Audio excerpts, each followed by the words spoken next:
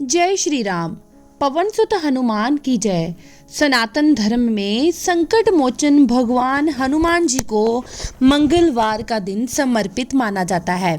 मान्यताओं के अनुसार इस दिन हनुमान जी की पूजा अर्चना करने से साधक के जीवन की सभी परेशानियां दूर हो सकती हैं। साथ ही ऐसे भक्तों पर भगवान श्री राम और हनुमान जी की विशेष कृपा बनी रहती है। कहा जाता है हनुमान जी की पूजा के दौरान हनुमान स्तुति और कथा का श्रवण अवश्य करना चाहिए। तो आइए आज पावन मंगलवार के दिन सुनते हैं मंगलवार व्रत की संपूर्ण कथाएं। सबसे पहले हम ऋण मोचन मंगल स्तोत्र का हिंदी अनुवाद। इस स्तोत्र में मंगल देवी जी के सभी 21 नामों का वर्णन मिलता है। मंगल देव का संबंध हनुमान जी से है और हनुमान जी सभी प्रकार की समस्याओं से छुटकारा दिलाने वाले देवता माने जाते हैं। ऋण मोचक मंगल स्तोत्र का पाठ जो भी मनुष्य करता है उस पर मंगल भगवान प्रसन्न होकर उसे धन दान प्रदान करते हैं। वह मनुष्य कुबेर भगवान की तरह धन संपत्ति का स्वामी बन जाता है। वह मनुष्य हमेशा युवा रहता है और उसे रोग और कर्ज से भी मुक्ति मिलती है। तो प्रिय श्रोताओं, अब सुनिए ऋण मोचक मंगल स्तोत्र पाठ हिंदी में। हे मंगल देव, शास्त्रों में आपके जो नाम बताए गए हैं उनमें पहला नाम मंगल, दूसरा भूमिपुत्र जिनका जन्म पृथ्वी से हुआ, तीसरा ऋणहर्ता यानी कर्ज से मुक्ति दिलाने वाला, चौथा धनप्रद यानी धन को देने वाला, पांचवा स्थिरासन यानी जो अपने आसन पर अडिग रहते हैं, छठा महाकाय यानी जो बहुत बड़े शरीर वाले हैं, सातवां नाम सर्वमा रोधक यानी कार्य में आने वाली सभी बाधाओं को दूर करने वाला है। हे मंगल देव, आपके नामों में 8वां नाम लोहित नमा लोहितांग, 10वां साम का नाम यानी कृपा करने वाले, जिसका अर्थ सामंग ब्राह्मणों के ऊपर अपनी कृपा दृष्टि को रखने वाला है, 11वां धर्मरात्म यानी पृथ्वी के गर्भ से उत्पन्न होने वाला, 12वां कुंज, 13वां भौम, 14वां भूतद यानी ऐश्वर्य को देने वाला, 15वां भूमि नंदन यानी पृथ्वी को आनंद देने वाला। हे मंगल देव, आपके नामों में 16वां नाम अंगारक, 17वां यम, 18वां सर्वोगारक अर्थात समस्त तरह की कठिनाइयों को दूर करने वाला, 19वां वृष्टिकर्ता अर्थात वृष्टि करने वाले यानी वर्षा कराने वाला, 20वां नाम वृष्टिहर्ता अर्थात बारिश ना होने के कारण अकाल लाने वाला, और 21वां नाम सर्वकाम फलप्रदा अर्थात संपूर्ण कामनाओं का फल देने वाला।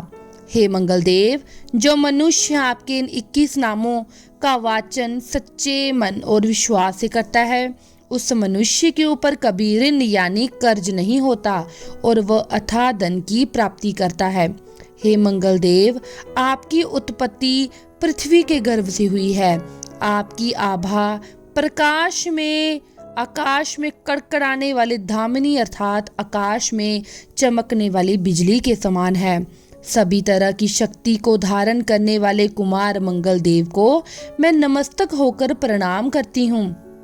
हे मंगल देव, आपके मंगल स्तोत्र का पाठ मनुष्य को हमेशा अपने मन में किसी भी तरह के विकार को दूर कर और अपनी पूर्ण श्रद्धा और आस्था के साथ करना चाहिए। जो भी मनुष्य इस मंगल स्तोत्र का पाठ करता है, दूसरों को सुनाता है, उसके सभी कष्ट दूर हो जाते हैं। हे अंगारक अर्थात अग्नि की ज्वाला से जलने वाले महाभाग अर्थात पूजनीय ऐश्वर्यशाली भक्तों के प्रति वात्सल्य यानी प्रेम रखने वाले, आपको हम नमस्तक होकर प्रणाम करते हैं। आप हमारे ऊपर किसी दूसरे से लिया हुआ उधार को पूर्ण करवा कर्ज को हमेशा के लिए दूर कर दीजिए।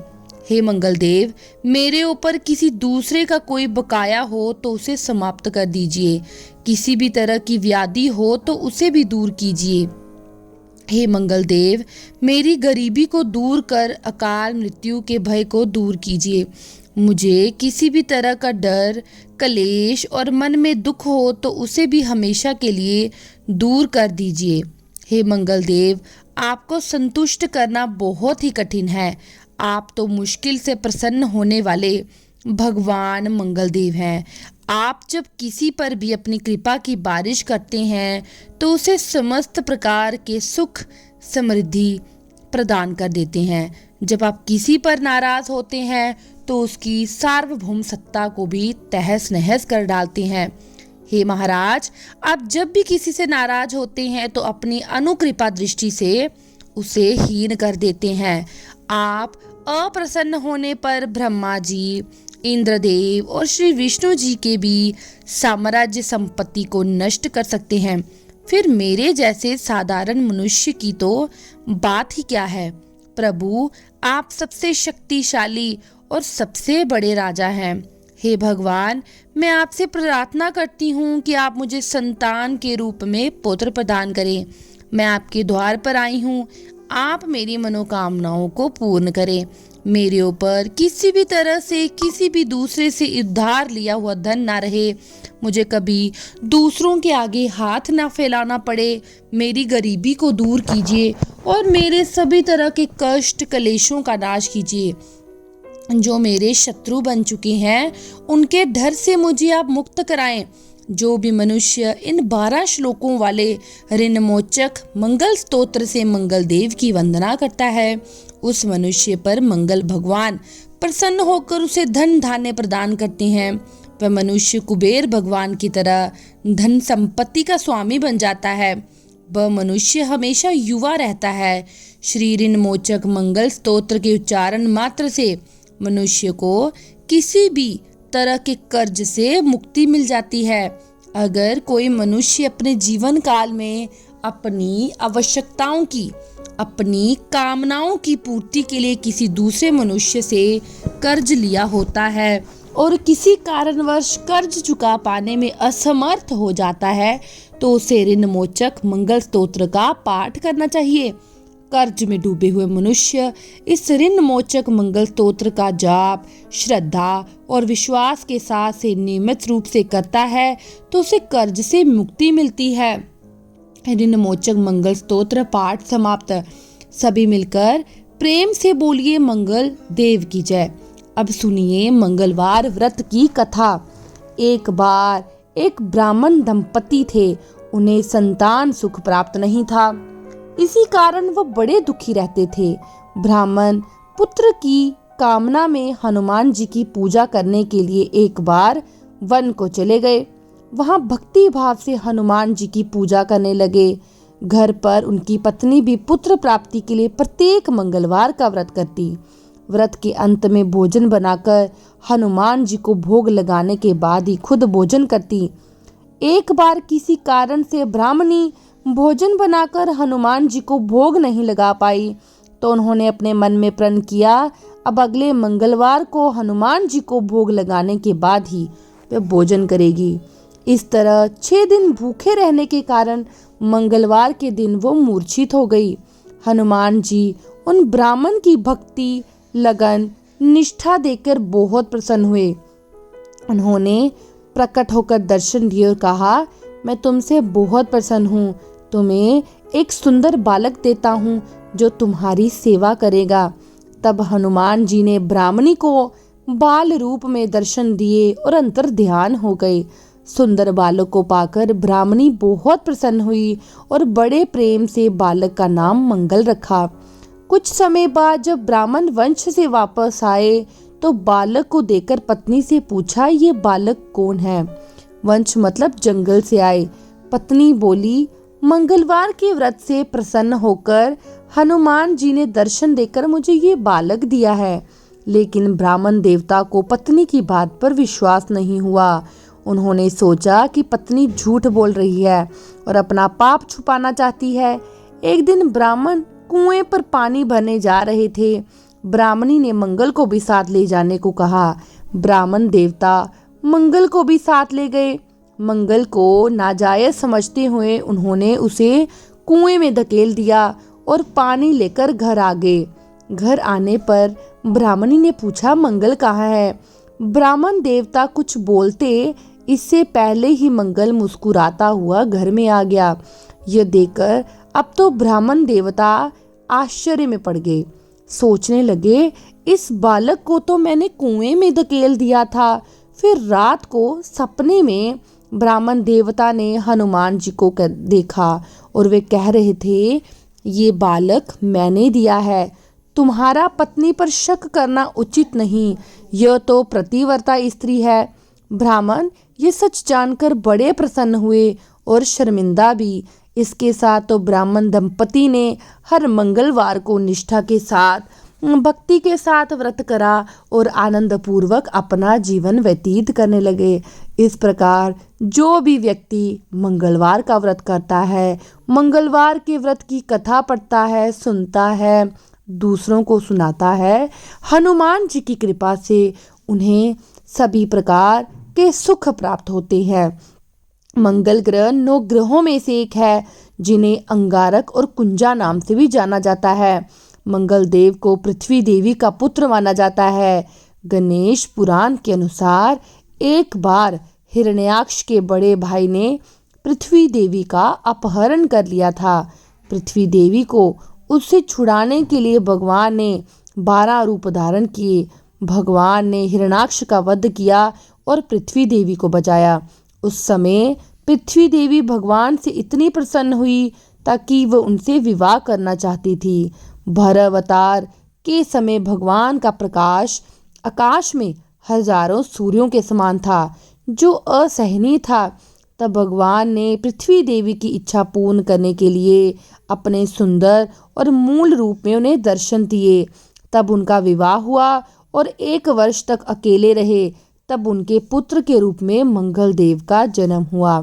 शिव पुराण के अनुसार एक बार भगवान शिव कैलाश पर्वत पर ध्यान में लीन थे। तब उनके माथे से पसीने की 3 बूंदें निकली और धरती पर गिरी। उन 3 बूंदों में से एक अत्यंत शिशु प्रकट हुआ, जिसका रंग लालिमा लिए हुए था, जिसकी 4 भुजाएं थी। भगवान शिव ने बालक का पालन पोषण करने के लिए पृथ्वी देवी भूमि को उसे सौंप दिया। बालक का नाम भम रखा गया, क्योंकि उसका पालन पोषण भूमि द्वारा यानी धरती माता द्वारा हुआ था। जब भूम बड़े हुए तो वे काशी गए। भगवान शिव को प्रसन्न करने के लिए कठिन तपस्या की। भगवान शिव ने उन्हें आशीर्वाद देते हुए मंगल लोक प्रदान किया, जो शुक्र कोख से भी अत्यंत श्रेष्ठ था। इसी भूम को सौरमंडल में मंगल ग्रह के नाम से जाना जाता है। मंगल देव की 4 भुजाएं हैं और वे त्रिशूल और गदा हथियार के रूप में धारण करते हैं। वे लाल आभूषण धारण करते हैं। मंगल देव की पूजा करने से त्वचा संबंधी रोग, ऋण, गरीबी से मुक्ति मिलती है। भगवान मंगल का रतन मूंगा है और उनका दिन मंगलवार है और ये दक्षिण दिशा के संरक्षक हैं। मंगलवार के व्रत की कथा के अनुसार एक समय की बात है, एक बूढ़ी औरत रहती थी। वह हर समय मंगलवार को व्रत करती। उन्हें हर तरह की सुख समृद्धि प्राप्त थी। उनकी बहू उन्हें हर मंगलवार 4 रोटियां देती। तब वह रोटियां लेकर हनुमान जी के मंदिर जाती। 2 रोटियां उन्हें अर्पित करती, 2 खुद खा लेती और तृप्त हो जाया करती। एक बार बहू ने अपने बच्चों को दादी के पीछे चलने को कहा कि देखो वह क्या करती है। बच्चों ने दादी पर नजर रखी और देखा कि मंगलवार के दिन आने पर महिला ने 4 रोटियां हाथ में ली। बजरंगबली हनुमान जी के मंदिर जाने लगी। पीछे पीछे उनके पोते चल रहे थे। पोतों ने देखा कि दादी ने भगवान हनुमान जी को 2 रोटियां अर्पित की, शेष 2 खुद खाए। तब आकर उन्होंने अपनी माँ को सारी बात बताई। माँ को लगा कि बूढ़ी माई 2 रोटियां बर्बाद कर रही है। फिर अगली बार उसने बूढ़ी माई को केवल 2 रोटियां ही दी। जब अगला मंगलवार आए तो बहू ने 4 की बजाय इस बार 2 रोटियां दी। तब भी बूढ़ी माई हनुमान जी के मंदिर गई, 1 रोटी हनुमान जी को अर्पित की और शेष रोटी खुद खाई। पोतों ने ये फिर देख लिया और फिर आकर माँ को अपना सारा हाल बताया। अब उनकी बालक की माँ को लगा कि एक रोटी बर्बाद हो रही है। अगली बार मैं इनको एक रोटी दूंगी। फिर अगला मंगलवार आने पर बहू ने बूढ़ी माई को एक रोटी दी। बूढ़ी माई उस एक रोटी को लेकर हनुमान जी के मंदिर गए। आधी रोटी भगवान जी को अर्पित की, बाकी आधी से अपना व्रत खोला। उसके पोते ने आज भी जब देखा तो आकर अपनी माँ को बताया। बहू ने सोचा कि बूढ़ी माई तो घर का पैसा बर्बाद कर रही है। अब उसने फैसला लिया कि वह मंगलवार को बूढ़ी माई को कोई रोटी नहीं देगी। अब जैसे ही अगला मंगलवार आया, बूढ़ी माई खाली हाथ बजरंगबली हनुमान के मंदिर पहुंची। आज उनके पास उन्हें अर्पित करने के लिए कुछ भी नहीं था। तब बजरंगबली हनुमान एक छोटे से बालक के रूप में उनके सामने प्रकट हुए और बोले, बूढ़ी माई क्या हुआ? तब बूढ़ी माई ने उस बालक को पूरी कहानी सुनाई। बालक ने कहा, माई आप इस मंदिर के पीछे अपनी एक कुटिया क्यों नहीं बना लेती और मुझे आप अपना पुत्र मान लीजिए। मैं आपके भोजन का प्रबंध कर दिया करूँगा। ऐसा परिवार में रहने का क्या लाभ जो अपने बुजुर्गों की देखभाल नहीं कर सकता। बूढ़ी माई उस बालक की बात मान गई और झोंपड़ी बनाकर वहीं रहने लगी। वह हर रोज एक छोटा बालक एक जग भरकर दूध, चीनी, मक्खन मिला हुआ चूरमा लाता। अब बूढ़ी माई का जीवन बहुत अच्छा और शांतिमय बीत रहा था। बूढ़ी माई प्रत्येक मंगलवार बजरंगबली हनुमान जी के मंदिर जाकर उनकी पूजा, उन्हें भोग लगाकर ही अपना व्रत खोला करती। इधर उनकी बहू प्रतिदिन गरीब होती जा रही थी। गरीबी के कारण घर में बार बार झगड़े होने लगे, यहाँ तक कि उनके पास खाने को कुछ नहीं बचा। एक दिन उसने अपने बच्चों से कहा कि जाओ अपनी दादी के पास जाओ, देखो वे क्या करती है। बच्चे जब अपनी दादी के पास गए तो बूढ़ी माई ने उनका खूब स्वागत किया, बच्चों को दूध, चूरमा दिया और उन्हें रोज आने के लिए कहा। बच्चे घर वापस आए, सारी बात अपनी माँ को बताई। माँ ये जानकर हैरान हो गई कि बूढ़ी माई कमजोर होने की बजाय बिल्कुल स्वस्थ थी। अब बहू को अपनी गलती का एहसास हुआ और बहुत पछताई और अपने पति के साथ उन्हें वापस लाने के लिए कहा। लेकिन उसके पति ने कहा, मैं क्यों जाऊं? हमारे कष्टों के लिए तो तुम ही जिम्मेदार हो। तुम रोज परिवार में झगड़े करवाती हो। तुमने ही तो उन्हें घर छोड़ने पर विवश किया। तुम तो थोड़े से भोजन के लिए भी उनसे ईर्ष्या करती थी। देखो, उनके जाते ही इस घर की सारी सुख संपत्ति मिट गई। तुम्हें बड़ों और उनके नेक कार्यों की कोई आदर नहीं। तब बहू बोली, चलो हम सब उनके पास चलते हैं, हम उन्हें मना लेंगे और वापस ले आएंगे। तब उसका पति मान गया। वे सारे बुढ़िया माई के पास गए। उन्होंने देखा एक छोटा बालक बूढ़ी माई के पास बैठकर उन्हें भोजन परोस रहा है। बूढ़ी माई की बहू अपनी सास के चरणों में गिर पड़ी और अपनी गलतियों के लिए क्षमा प्रार्थना मांगने लगी। बूढ़ी माई ने उस बालक से कहा, क्या मैं उनके साथ जाऊं? क्योंकि उन्हें अपनी गलती का एहसास हो गया है। बालक ने कहा, हाँ माँ जी, आप जा सकती हैं। अगर आपको कोई परेशानी हो तो फिर वापस आ जाना। अब बूढ़ी माई अपने परिवार के पास वापस लौट गई। अब प्रत्येक मंगलवार का व्रत रखती, लेकिन अब उनकी बहू ने कभी भी हनुमान जी को अपने भोजन का आधा भाग अर्पित करने पर कोई आपत्ति नहीं जताई। उनके घर में फिर से सुख समृद्धि लौट आई। वे सभी सुखमय जीवन व्यतीत करने लगे। अब देखिए, हम सब लोग हनुमान जी की अब क्षमा प्रार्थना करते हैं। हे पवन पुत्र संकट मोचन वक्त वत्सल हनुमान जी महाराज, आपकी पावन कथा का श्रवण और वर्णन आज आपके ही आशीर्वाद से पूर्ण हुआ है। यदि इस कथा के वाचन, श्रवण या उच्चारण में हमसे कोई भी त्रुटि, अशुद्धि या भूल हुई है तो कृपा करके मुझे क्षमा करें। हे बजरंगबली, जिस प्रकार आपने बल, बुद्धि, विद्या से असंभव कार्यों को संभव किया है, उसी प्रकार से हमें भी धैर्य, साहस, विवेक प्रदान करें। हमारे भीतर के अहंकार, क्रोध और आलस का नाश करके भक्ति और सेवा की भावना जागृत करें और हम सभी की रक्षा करें। सभी प्रेम से बोलिए, बजरंगबली हनुमान जी की जय।